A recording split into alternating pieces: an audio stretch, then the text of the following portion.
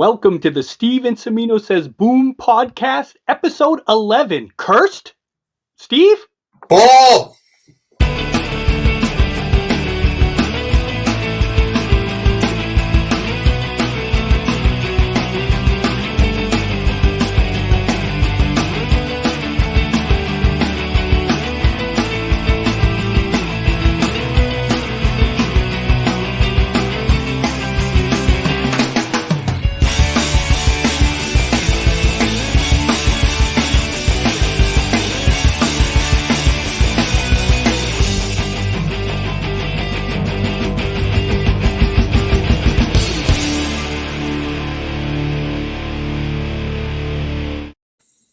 Oh, well, if the people got to know what goes on behind the scenes, this is our second take on episode 11. Things happen. But why do things happen? Well, I'm John Cimino with my co-host Steve Says Boom, and we got a boy down below, technical support, hubba.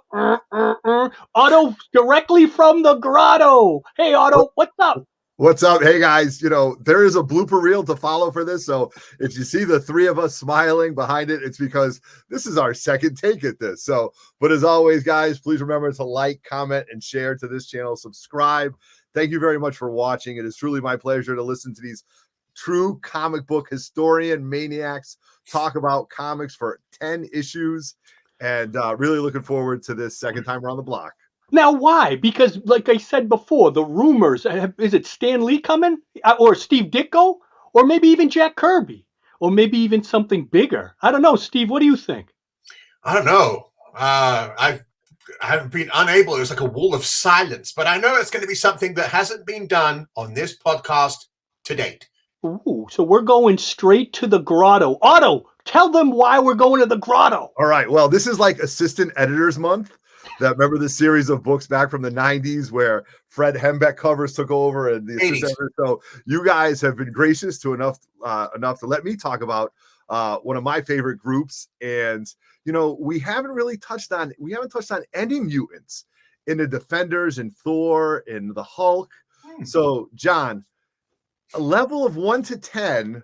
Where's your love for the mutants on that scale? 10 being like up there, 0 being you could care less. Okay, the mutants have never really been my thing. Now, once again, I since I'm so pro Hulk, I was always pro Hulk, Avengers, Spider-Man, Captain America. Never cared really about Iron Man, but the mutants were always kind of this outcast thing. And let me say this for once, I have to. Now, everybody knows I'm a big Roy Thomas fan. Why would I not be? I love the guy, but I was never a fan of Hulk versus Wolverine, and that bothered me because as we know in Hulk 181, the Hulk barely punches him, knocks him out. That's how it should always be. But now he's such a match up for the Hulk because of that issue from Peter David and Todd McFarlane. I forget the number. I don't care about 340. Yeah, I don't care. Hey, what issue is it? Issue 340. Oh, yeah. I hated that because that was a depowering moment in the Hulk's life, and Wolverine is now cutting him, and now he's healing quickly. It just wasn't. Kills it. Yeah, it was just horrible. But it changed the dynamic of the Hulk and Wolverine, and ever since then, Wolverine is now a match for the Hulk, no matter what incarnation he is or whatever, and that bothered me. But with the X-Men, when I first got into them, and like I said, they were always in the side. I do remember being really young and somebody showing me an issue of 141, the one with and showing 142 actually, because they were showing Wolverine getting killed and then Colossus crying and then eventually getting killed, and you never saw that before. So that was very interesting, but. Overall, I would give them a score of 5. 5. Ooh, oh my gosh! Because I could go either way. Steve, what about you? I don't know. It's very ironic and very funny how me and you were on opposite sides of the Atlantic, right? But very similar. I was never enamored with the mutants or the X-Men. The first time I came across them was in the Secret Wars issue. So I was like, okay, who are these guys? What are they doing? Where Spider-Man beats the X-Men, which was awesome. Yeah, and if I remember correctly, he beat them quite handily. He was sort of like playing with them. You know, of course, I had no context, so I just thought, oh, okay. However, there was a lot of heat down at my comic shop because I wasn't an X-Men fan. People were like, oh, what are you doing? You got peer pressured, Steve? Well, at that time, remember, I was only 1'5", very insignificant little person. Yes, you know, okay. Like, hi, my name's Steve. Yeah.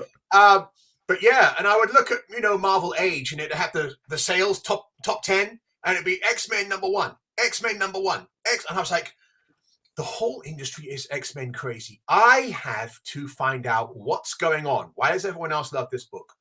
And I remember the first one I picked up off the stands was issue 183. Oh. That's the issue where Wolverine takes Colossus down to this bar and ends up fighting Juggernaut, and it's just it's actually a very entertaining issue. Yeah. I mean, I was lost. I didn't know what was going on. They had this character called Celine, I think it was, at the bar, and she sucked someone dry of energy in this guy's body. And I was like, oh my God, I've got 182 other issues to find. I remember I didn't realize that there was a reprint period. Remember, right, okay, there you go. So I was like, oh God, I've got to go all the way back. I've got to do Avengers. I've got to do Thor. Now I've got to do X-Men and Hulk. Oh God. But, you know, I read those issues as they sort of came out, and I must admit they weren't like cracking me. I was like, okay, you know, and I was reading it, and I was just going, okay. And then it got to the issue with Nimrod. It got to issue 200. Yes, Nimrod, great issue. Yeah. Just in retrospect, but it was John Romita Jr. artwork, right? So yes, that might have been a little bit, you know, because I know your styles of art, you guys. You know, that might have been a little bit too blocky or broad. Yeah, I didn't like it. I didn't like it. You guys didn't like it. I know you guys. I was reading the stuff, and I was sort of rather unimpressed. And then I began to hear about this mythical storyline. And I was like, what is it? And they said, back in the early 1980s, right at the beginning of the decade, there was a story there called the Dark Phoenix Saga, which is the ultimate Marvel story of all time. And I was like, really? I mean, who did this? It's like, it's Chris Claremont and John Byrne. It's the height of comics. If you haven't read it, you don't read anything. I was like, wow, okay.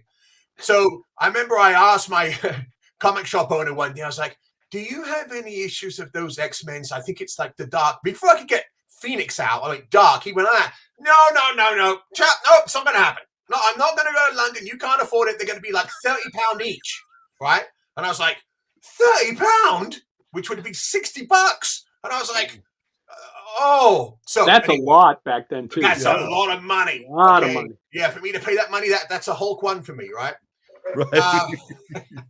But needless to say, I was fully aware of the impact that the X-Men had on the industry and on fans, but it just wasn't hitting me. And I went back and read those later on, and I agree.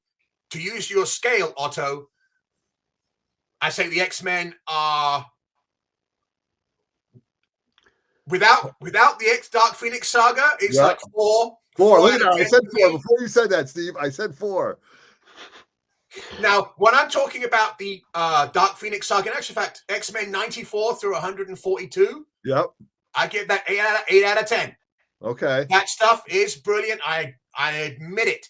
But after that, it goes down to a 4. And then in year 2000, after 5 years of Gambit and Rogue trying to like hold hands and kiss, I was like, I'm out. Yeah.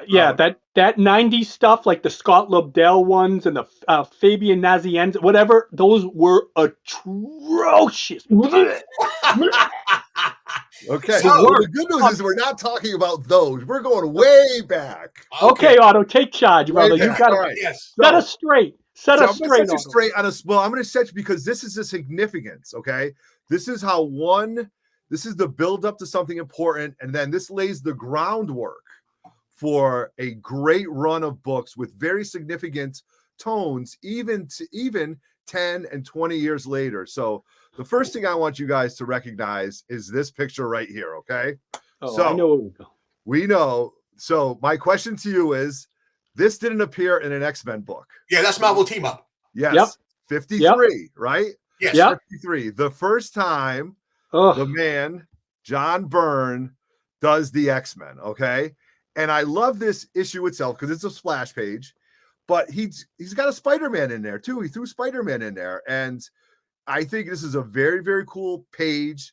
Professor X looks great. Not much of John Byrne's style changes as you go through, the Death of Phoenix, okay, the Phoenix Saga. So love this page. Hulk's on the cover, so throw that out to you guys. You know that issue. So Marvel Team Up 53.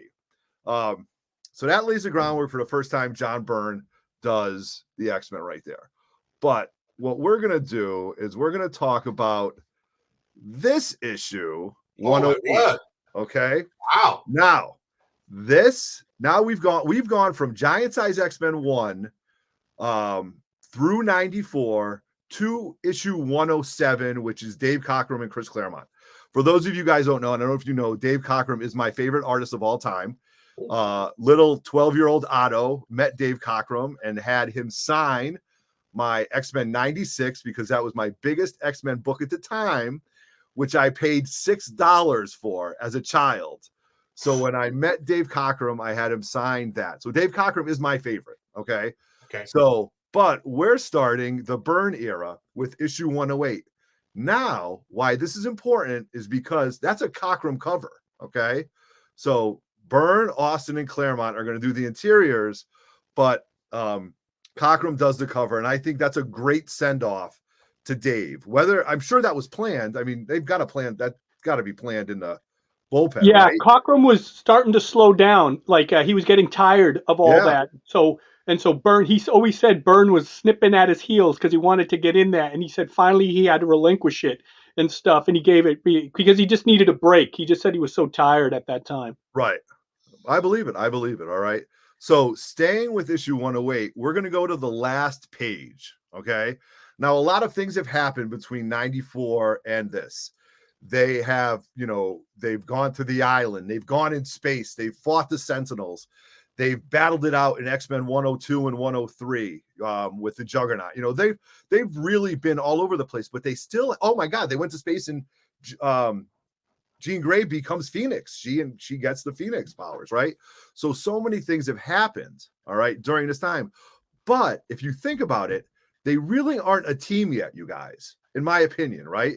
They haven't done lots of danger room simulations. They're just a bunch of people that Charles wants to work together, and through his leadership, they try to get that. So, during that run, are you guys familiar with any of those? Like the 101, the Death of Phoenix, 101. Those are great issues. Right. Yeah, these are great issues. The Sentinels in space. So leading up to that. That's definitely some of the most significant stuff that Marvel was doing in that era. Right. Not just X-Men, but across the whole of the run. Yeah. All the lines. Yeah. I definitely agree. But on this one, I think this is very important because as I was reading this, I didn't really see this till the end. And this is thanks to you guys with levels of detail. On the bottom, you really can't see it there, but it says this book is dedicated with respect and admiration to Dave Cockrum, who helped make the dream a reality. All right. So that's in the bottom, in the middle. And right in the middle, in the darker shade of pink, it says, "I'm not dead, Dave Cockrum." All right. So really, really neat, fun little quirky thing that you guys showed me, or that I picked up more from you guys when we talked about the Defenders map and the route of the Hulk and all that stuff. Yeah, so yeah. You guys taught me something right there. All right. So, but what I do want to get into is the relevance of issue 109. Okay. Now we're introducing a new character. Byrne is Canadian. This is planting the seed for what he thinks will help propel his characters and his vision with this book right here. All right. So love this cover. The colors just pop. Colossus is getting drilled by a blast. Wolverine's getting punched in the jaw. And Steve, you must like it when, or John, when you see Wolverine getting punched, that's satisfying for you, right, John? No. All right. So you guys, this is leading up to something, and I'm going to go through it, but it starts off a little bit slow. All right, guys. So we got to bear with me. Sure. All right. So the X-Men get home.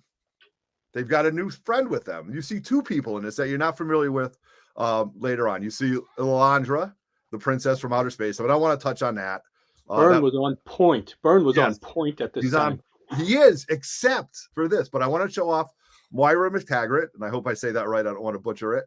Moira, but she's there. The love interest of Banshee. But the worst thing about this picture, you guys, the worst thing about this picture, What? look, I'm biting my thumb. I hate it so much. Is that Wolverine costume?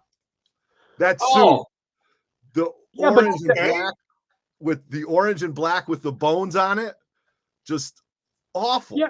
yeah, Yeah, because but he took that off one of the Fang. Shi'ar Fang. Fang. Yes, Fang. but he's just wearing it, and it's just awful. And I mean, it's just bad, and it just bothers me to no end. So in the first page, but look at the colors, though, you guys. I mean, well, the colors remastered, but the figures, everything is just drawn. The detail, I think, is great, and the motion of Storm in the air. So we're going to go on, and so Myra's home. She sees Banshee. You know, Banshee's a fun X-Men character. Didn't really get the props that I thought he would have, but, you know, always kind of like that. You know, he was a gritty character, and I would have loved to see more for Banshee. I don't know what you guys think about him, but Steve, any thoughts on Banshee? I mean, just another X-Men. You know, the funny thing is, and I've sold this book a couple of times on my claim sales, and this is one of the few books that I open up to a specific page, Otto, so you're going to be very proud of me here. All right, right on. Now, as you know, I'm sure you may have a picture of it while they were having their little picnic. Yes. Okay, right. Once they get attacked, there's a little sequence where Moira gets hurt, and the Banshee is screaming with fear. Yeah. Oh, I can't wait to talk about that. Good. Okay. So I'm Otto. there with you, Otto. Yeah. Otto, really quick, I just want to say two things. When you show that page, I always loved how John Byrne drew kissing. Like when he put passion in those kisses.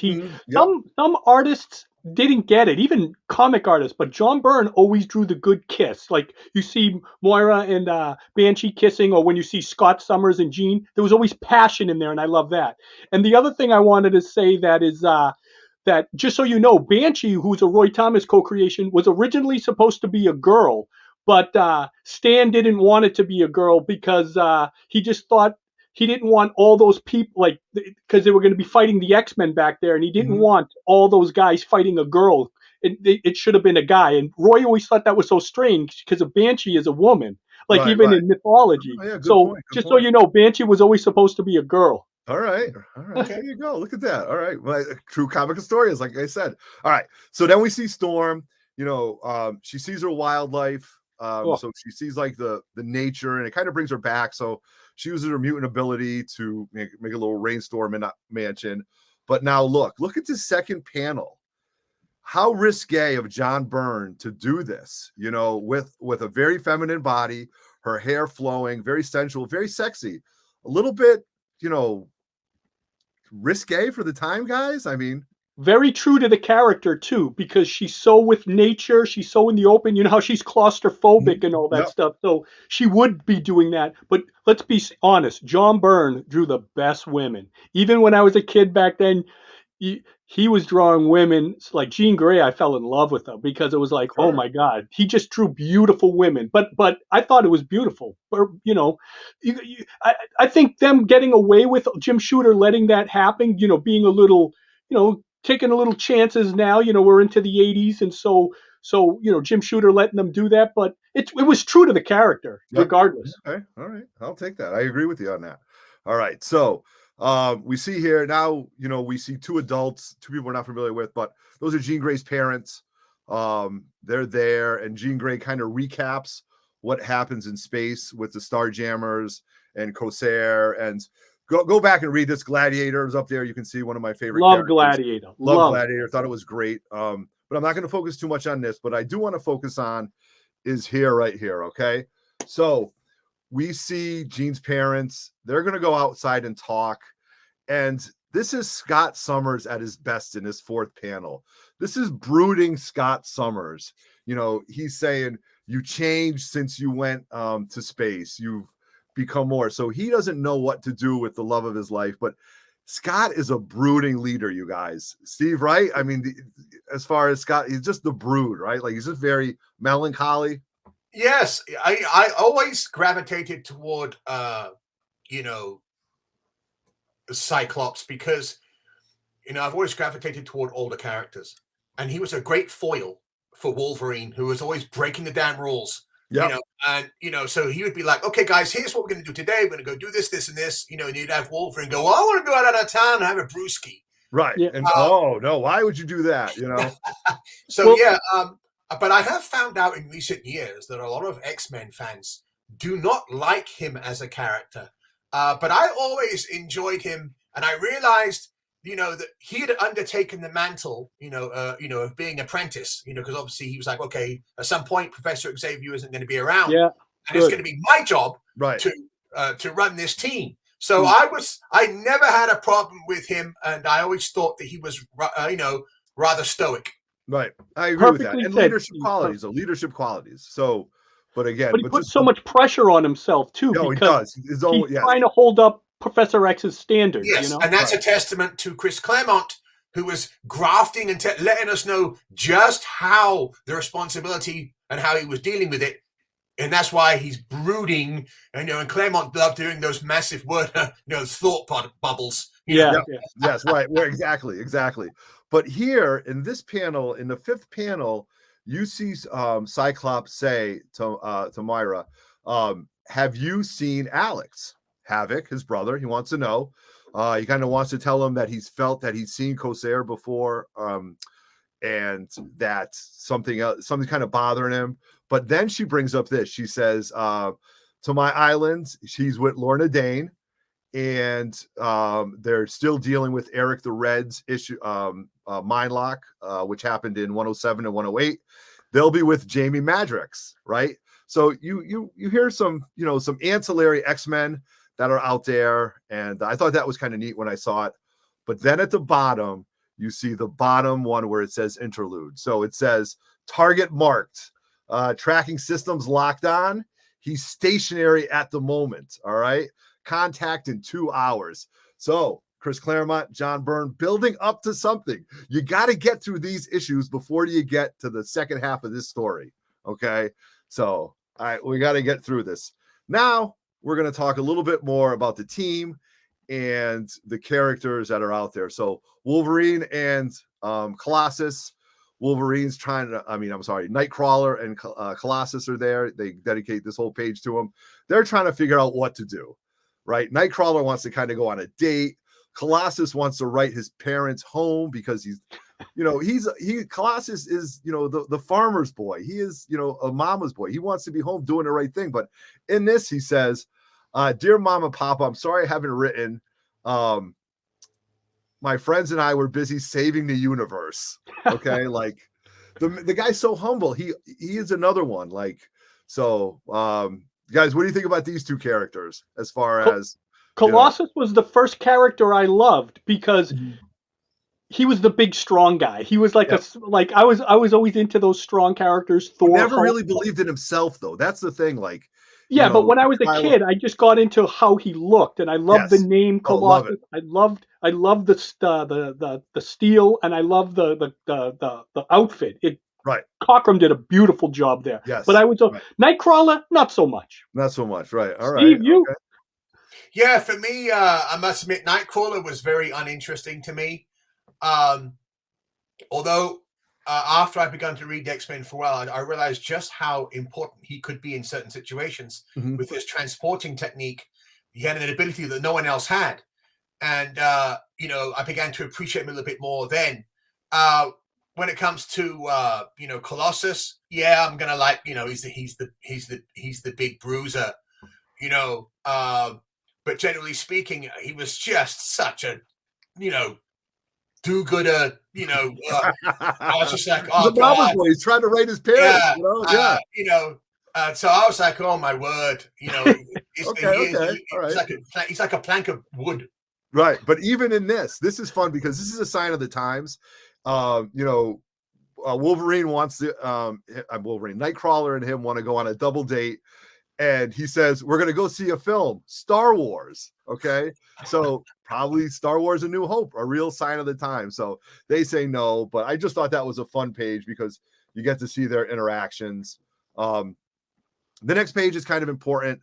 Again, there's Cyclops brooding, but in the middle 2 panels, there are 3 panels. In the middle, you see Colossus or Cyclops looking out the window to Jean and his parents. and her parents, and all of a sudden, boom, she becomes Phoenix. And he's like, great, the cat's out of the bag. These poor parents, man. These poor parents have gone through much with Jean Grey that now she's like, look at this now. Like, could you imagine as a dad, you're like, oh my God, what now? Otto, go back to that page. Those 3 panels are awesome. If you see it, you see Scott looking at the parents, and then you see it closer. And then I love how John Byrne kept the importance of each panel, but you notice he still kept them inside the window. Like the window, absolutely. Yeah, I thought that's great storytelling right there. Yep, that's absolutely. John Byrne. That's John Byrne. Yes. So now we get a little bit of interaction with Cyclops and Nightcrawler, and Claremont did a great job on this. So I kind of want to pay attention to the next page. And this is the writing part of it, but then I really want to get into the art part of it afterwards. So, Cyclops says to him, are you trying to be funny about a comment? And he says to him, I was only born blue and furry, so I'm merely making a point. So Nightcrawler is trying to say to him, look, man, I was born this way. I'm not trying to be funny about anything. I'm just trying to be the person that I am. And, kind of different writing, very deep writing from Chris, I think, at this point, about this development of his characters. Well, that was the thing. They had to be proud of who they were, and a lot of them were ashamed because and Nightcrawler, despite the way he looked, he was always jovial. He was always positive about that. And that's and Cyclops thinking that he shouldn't, Jean Grey shouldn't show their parents that, it's going to scare them and all that. And he sees it a little differently. But that's the best thing Claremont did, was their interactions. You had real life interactions about who they were and what they looked like and how they done, and being, members of society and being accepted by that. Right. Absolutely. Okay. Now, Steve, we're getting into the second act. Are you fired up? I'm fired up for this part, man. I am fired up. Steve, I know what panel you're talking about, and it's pure energy. So we're going to get there. Okay. Yes. All right. So next page, Wolverine, he's ready to go. He's donning the yellow and black like John Byrne could only draw. And we have some interaction where Storm and Wolverine kind of have it out because he said he's going to go out hunting, and she takes offense. You're going to go out and kill animals. And he goes, no, honey, that's not what I'm doing. He says, what takes skill is sneaking up real close before the animals get skittish. So, this is Claremont bringing layers to Wolverine now. He's more than, it's giving him depth now. Yep, I agree. Then we go down to the second half of the page, and it's about to get interesting. And look at the way you saw the cover, so you kind of knew who was going to be on it. But you see our main character. I'm not going to bring him up yet until we see him in this silhouette. And I think Byrne just did a great job with this page. Building up. So, all right. Then we get to this. Okay, this is almost a half page of Weapon Alpha, aka Guardian, James Hudson. This is John Byrne's character. This is where he is going to build his team and get his own book, I believe. I don't know, and here sneaking up on Wolverine. So Wolverine is hunting the deer, so the deer doesn't even hear what's coming, or maybe, Weapon Alpha is just so fast that he just shows up. And just the energy of the page, guys, is classic. John Byrne. Yeah. Yes. Yeah. Classic John Byrne. Just love every page of that, And do you guys kind of agree with me that this was him laying the groundwork for what he wanted to do in the future with his own books and other stories? Well, that's actually a sort of a complicated little story because, obviously Alpha Flight got their own book in 1983, I think it was, right? Yeah. But the funny thing is that in interviews afterwards, after he had gone to DC, he admitted, he said, hey, I didn't know what to do with the story. I had no idea. To me, it was just empty. And he said, whenever I was using a Stan Lee or Jack Kirby character, my ideas were endless. Because here I was with these characters that I had created, right? And it was empty. I was like, well, what am I going to do? What, in the end, of course, he was glad to leave the book. So I don't think, that at the time that was being done, that he had any idea that, he would end up having Alpha Flight as a monthly book. Okay, Right. interesting. Right. Well, he was becoming such a superstar that I think they more or less, like, they were kind of giving him what he wanted, because they knew Byrne at that time too, when Alpha Flight came on, Byrne could do no wrong. He could Right. sell books. Yeah. Okay. Good. Interesting to know. That's great stories, because I don't really know too much about John Byrne because I don't see him at cons. But now we've got the action, right? We've got the action. We are ready to go. He says, let's see right here. He goes, all right, so we go back to here. He goes, vacation's over. Control doesn't know what you're doing down here, but we're taking you back. And he says, I resign, Jimmy boy. He goes, remember I sliced Chasen's tie? Giant Size X-Men 101, right? So we really don't know a lot of Wolverine's past. We know that, he was part of a Canadian group. He's got a bad temper. He quit on the spot. But you know what? The government wants to get paid. They want their investment back, right? So they create this character to go get him. We've invested millions of dollars into Weapon X, Well, one thing, Claremont's once again giving levels to Wolverine, where he's going to eventually become the biggest character at Marvel. I mean, like, he actually surpassed Spider-Man, but he's becoming so cool now because you're starting to see, okay, he's not just this killer. He respects the animals. Now he has this past with all this other group. What's going on there? Right. Wolverine never talked about much. He just was kind of like, he was always very secretive about his past. And as we know, at this time, nobody knew what Wolverine's past was, so it was wide open. Right.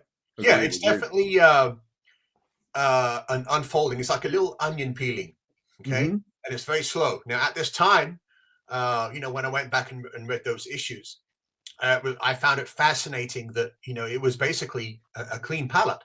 We were getting little bits and pieces. So now we were discovering that, he was apparently a part of some secret Canadian, organization. And it was fun. Now, here's where the problems begin. Okay. They couldn't leave it alone. Oh, That's right. That's right. Slowly but surely, they begin to add another layers and layers. Me personally, as soon as they did, the limited series, and he was, samurai in Japan, I was like, okay. And then later on, they probably revealed that he was at Gettysburg. There's all these little flashback sequences. Yep. And it's like he was there at the Second World War. He was there in the Boer War. He was actually around in the gold rush of 1876. They keep adding and adding and adding. Yep, agreed. This time, he was an unknown character, and Chris was just let that onion peel perfectly. Yeah. Okay. But later on, of course, we know what happens, but right now it's still very good. Right. Yeah. Absolutely. So now we got they're two men, mano y mano. They're looking at each other. Let's go. Let's party. And we get our first attack, right? Wolverine goes right at him. And you can see Guardian or Weapon Alpha go, good Lord, he's faster than ever. I barely got my force shield up. And then he throws it down to Logan and goes, Logan, first move, you throw a punch as good as ever. So, these guys know each other. They've probably scrapped before. I wouldn't doubt it, after having a couple beverages at the pub or something. But now look at this punch right here. I mean, Guardian is full on flex, throwing his whole body into it. And you just see Wolverine's mouth. And I've been punched like that before. But I've also punched people before like that. But anyway, so I'm kind of feeling this page, right? You guys, we're starting to get into the nitty gritty. John Byrne excellence. That's what it is. I mean, he could tell a story, and he was a student of Jack Kirby, and then he developed his own style with the Kirby flair. And you cannot. Byrne is a genius. He's one of the in his prime. He was one of the primo guys ever. He could ever. Right. So then at the last page, you see that we got some flight, so we know that he can fly, and now he comes at him, and these next two panels are really cool because Wolverine's ready. He sees what he sees, and then John Byrne shows you what he wants you to see, and that's just Hudson going right at him, and laying him right into the ground. So just lots of action in that whole page right there. So, and Terry Austin, great inker. I would love to meet him. I don't know. Have you guys ever met Austin? Perfect inker for him. Perfect inker for Byrne. I've never met Terry. Yeah, no, awesome. All right. So now this is where we get into the let's see what this guy is made of kind of thing. All right. They're all at the beach. They're hanging out. Storm looks great. Colossus showing off his abs. And then all of a sudden, it's just like you turn your head and you see a flying body hitting a tree. And you're like, oh my God, what is this? And then you see Colossus's term, Lenin's ghost, as he always used to like to say. Okay. Now, this is to show you strength, right? We're going to see what we can do. Wolverine, he's unconscious. Go get Banshee. And then you see Colossus like, take it easy, man. Back up. We're going to find out who you are, But James Hudson gets a little bit cocky and it says, your funeral, big fella. Who's this bruiser? His accent sounds Russian. And somehow Colossus he says, I don't think so. And these 3 pages just, I can't say anymore. I mean, this is what you want to see as a kid in a cartoon.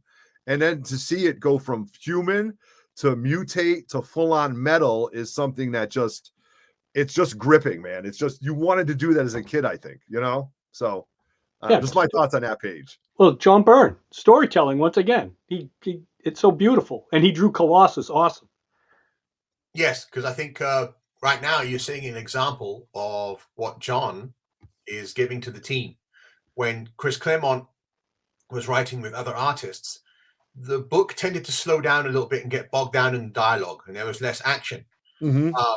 But with John Byrne, with his page layout, as you can see right there, and as a youngster, you're seeing first things first, you're seeing Wolverine's head nearly get knocked off his head, his shoulders. And now as a youngster, you're seeing Colossus just belt this guy. I love that little sound balloon, Crom. Yeah, Crom. So yeah, right now it's the perfect combo. You have Chris Claremont's ultra deep characterization combined with John Byrne's visceral art, obviously, from the school of Kirby and Buscema. Yeah, absolutely. All right. So now, Weapon Alpha gets knocked down by Colossus. And now James Hudson is sitting back. He's thinking to himself, all right. He realizes he's got a fight on his hands, but his suit is holding up. Okay. That suit is doing what it's supposed to do. So, he is confident, borderline cocky. Notices Storm starts to use her power and lightning bolts are flaring from her hands, whacks her. And he goes, okay, now, who the blazes are these people? She called herself an X-Men. Talked like Wolverine was part of the group, but he starts to use his power suit. Reminds me of Space Ghost. I loved Space Ghost as a kid, right? And the blast shooting out of Weapon Alpha's hands right now with the explosion of the energy is just great. But he done screws up, boys. He makes a big mistake, right? Yeah, next page is going to be fantastic. Yes, right? I mean, he hits Colossus while in metal form and hits Myra. That's right. Fact, it is going to be Moira because she's Scottish. Oh, Scottish, okay. Moira. Okay, thank you. It's Moira. Moira. Okay, thank you. I knew I was going to get corrected. Yeah, because it's Moira McTaggart, lad. Yes, exactly. See, I should have you say that every time. It would come off so much better than me butchering it. And then we get here, okay, which could be some. This page is probably the middle page is probably some of the best things I've ever seen. All right. So he yells, oh my God, what's her name, Steve? Moira. And he says it, saints be praised. I got her out in time. She's still breathing. Major Maple Leaf, or whatever you call yourself. He calls him Major Maple Leaf. I think that's the first time that's ever heard Major Maple Leaf for this character, if I'm not correct. But okay.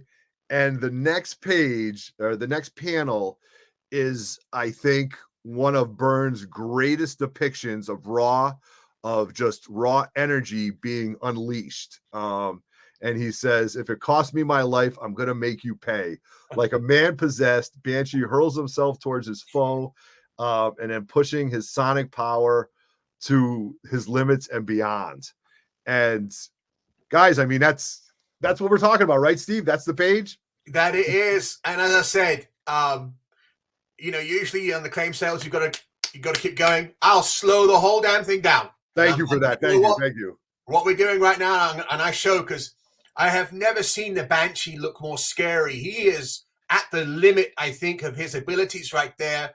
And if he had actually hit Vindicator or Weapon Alpha, I don't know if his suit could have taken that. No, I agree. But John's ability to draw that sheer raw power is something that I recognized the first time I saw it. And you're right, it's burned into my memory forever. Yep. John, what are your thoughts? Well, and the thing is too, I love it that Vindicator knows, or Guardian, or Weapon Alpha, whatever they want to call him, that he realizes that he's a little overpowered there, and that's why he sees the potential of what Banshee can do, and he's like, I'm out of here, and he's I gotta go back for the reinforcement. Yeah, and if you go to the last page, Otto, go to the next page after this. Yeah. What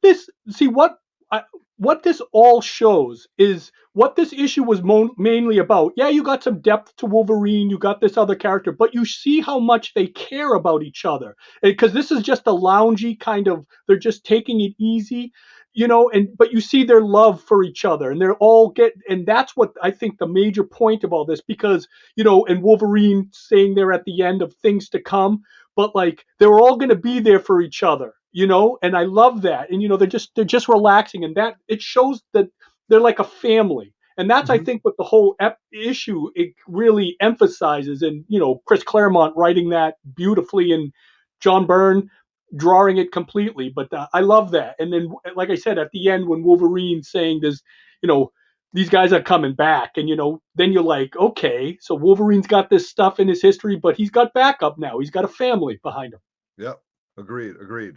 All right.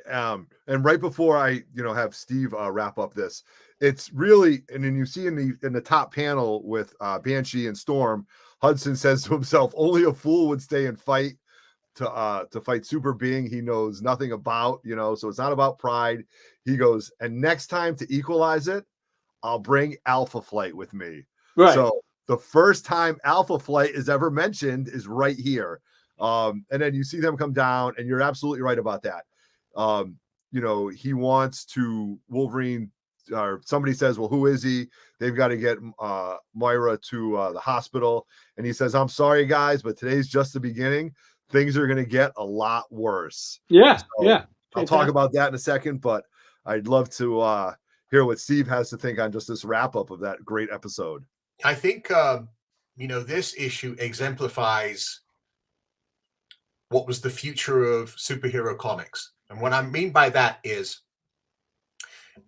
whenever I was working at the store as a regular retailer, and I know John was also there, and a newbie would come in, okay, and they would say, oh, do you have like a trade paperback or something that I can read? I'm not really, I don't really know where. 9 times out of 10, I would sell them, books from this era, especially like Dark Phoenix Saga and stuff like that, because I am still under the impression, my mind will never change, that the stuff that we're looking at right now, Otto, in this issue, could be published today, and that you could not say it was dated. You could not say, oh, yeah, right. I agree with you. I think it's still, look at this is old fashioned. Yep. Now, of course, me and John, we go back a little further. We get a little bit more crazy with our stuff. I like Zemnu and the Defenders and stuff like that. And as a newbie, they'd be like, what am I reading? This Steve Gerber guy's crazy. But right now, what we're doing is we're having Chris Claremont writing in a modern style. Okay, he's basically setting the template for all future superhero comics that are going to be done in what we would call, in quotes, a sophisticated manner. Yep. Okay, whereas this is where you start to get the separation. Okay, and after a while, we had people who only read the X-Men books because they were written in a certain style, following the Claremont lead. Yeah. Whereas, me personally, I'm Avengers, I'm Defenders, I'm Hulk, I'm get out there in space and do some crazy stuff. well, wait a minute, there's a jar there with the brain in it that's talking. It's Dr. Sun. Yes, I love that. But to the regular person who came in and bought a trade paperback, they can't take Dr. Sun. They can't take it. But this stuff here, even if I was working in the store today and someone came in and said, this is my first day, what would you suggest, to get me into this hobby? This era here, Otto, is the template of the future. I agree with you. John, your thoughts? I mean, for you guys that are just listening, John's definitely bobbing his head. Really quick, the genius of Chris Claremont was he got these F characters and he made that you love them because he gave them such depth and such caring. Like he made them real that you believed in them. Because let's be honest, X-Men were just throwaways. And by the end of these runs coming up to Dark Phoenix Saga, you love them. That's the genius. Mixed with the art, but the genius of the writing of Chris Claremont is that. Because think about that. I'm going to throw these characters at you, and they're not supposed to. Yeah, the funny thing is that when I finally got to meet Chris, we went out and had dinner, and I said to him, I said, look, Chris, I said, I'm not a massive X-Men fan. Okay. I said, all the other mutants bore the crap out of me. Don't even talk to me about New Mutants. I don't. If you mention X-Force, I leave. Okay. But I looked at him dead in the eyes and I said, but I hope you realize that the stuff that you did between issues 94 and 142 are the height of superhero genius storytelling template for future generations. And he thanked me, but I think he realized that I wasn't a 1,000,000% fanboy. Oh, Chris, you're the best. Right. So hearing it from me, it gave it some gravitas. And he was like, wow. He goes, I really appreciate that. And I was like, yeah, because I'm coming from outside. I'm an Avengers guy. I'm Defenders. But this stuff you were writing here, even I have to admit, this was the top of the game. And by the way, the Dark Phoenix Saga coincides time-wise with what Roy Thomas was doing over in Thorn with the Celestials and stuff. So, wow, what a great era we had. Yeah. Fantastic. Okay, Otto, we're going to end it off here with you wrapping this up. First off, I want to thank you, Three Men in a Basement, for this. And there's going to be more Otto episodes, and we'll see if this will be the highest viewed episode ever. I don't know about that, but go ahead, Otto. Because of the blooper. So thank you very much. But guys, I just want you to know, Dave Cockrum does not do John Byrne does not do issue 110. He takes that issue That's off. Bill Mantlo, right? Bill Mantlo, right? Tony DeZuniga. Am I saying his name? Yeah. Oh, he's an yeah. I think Bill Mantlo takes an issue too. An early one of the earliest. Mantlo's just a writer. He can't be an artist. Yeah, I don't know, but I know it's not a Byrne issue. So just so you know, and it's kind of an off issue, but hey, you know what? They do tell you at the end of issue 109, they say. Right. I know what you're talking about, though, Otto. The Warhawk one, right? The Warhawk one. Yeah, the Warhawk one. Great character, bad delivery. But anyway, so you guys, that has been my X-Men 109. I do want to say this though, because in the last 48 minutes that we've been talking, I started this off as a focus on John Byrne, but you guys have expressed, and I've just taken this in the past 50 minutes, that it's not just a John Byrne, it's a Chris Claremont. Okay. Oh. So I can't say this was just about John Byrne and his art, because without Chris Claremont's words, it wouldn't have been there. So this episode is dedicated to both John Byrne and Chris Claremont. So that's all I have to say about that. Thank you. One of the great combos of all time. And just like Stan Lee and Jack Kirby, they didn't like each other. They had a hard time working with each other. And that Byrne is a guy that likes to do it all himself, and he can. And he doesn't want anyone to bother him, And so sometimes, people can fight, but they make magic. And that's what this was. Steve, what do you got to say to get us out of here? What do you think? You know what, Otto, I really enjoyed this. I was not expecting to do an X-Men book. You're right. We had not mentioned, our Merry Mutants, for 10 issues. So this has been really an eye-opening experience for me, and now I'm sort of like, okay, Marvel does have mutants. Yeah. Okay. And we go into our annual next week. Oh boy, we got a special guest star, one of our finest. Thank you, Otto. Steve, what do we have to say to the people out there? Boom. Boom.